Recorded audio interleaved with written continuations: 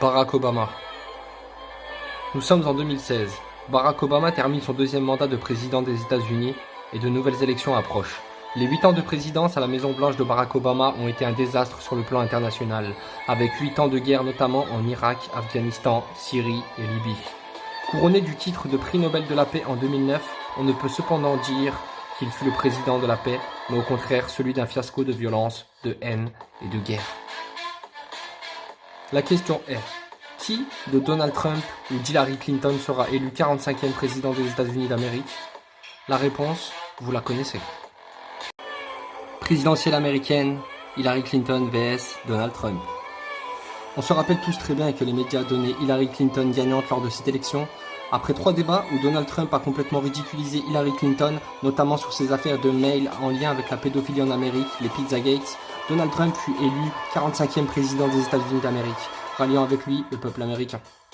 La question que nous nous posons est, comment Donald Trump a-t-il fait pour battre la machine Clinton ?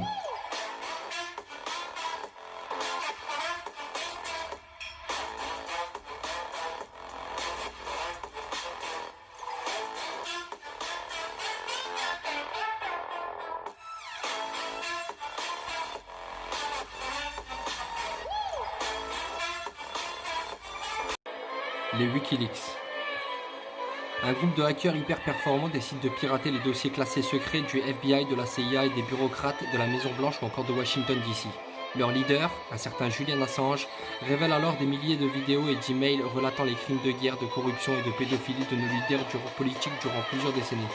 Ces révélations viendront discréditer un grand nombre de politiciens, de journalistes et même d'anciens présidents dont Obama, Clinton et Bush. Donald Trump se lance alors dans une bataille contre ce qu'il appellera l'État profond. Une série d'arrestations et de jugements se mettent en place, et le peuple, derrière son président, dans ce combat pour la justice et la vérité, est prêt à l'aider pour, je cite, nettoyer le marais. Un constat édifiant. Satanisme, corruption, terrorisme, la guerre en Irak et en Afghanistan, les Pizzagate et la pédocriminalité à Hollywood, le Ku Klux Klan et tout un tas d'autres mensonges et de crimes contre les peuples du monde commis par une poignée de personnes se croyant tout puissants et au-dessus des lois.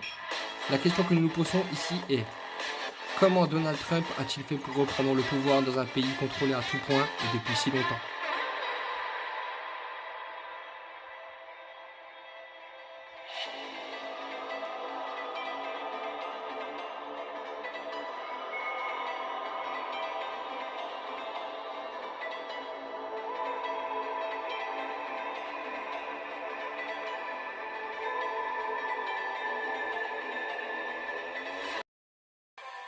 QAnon.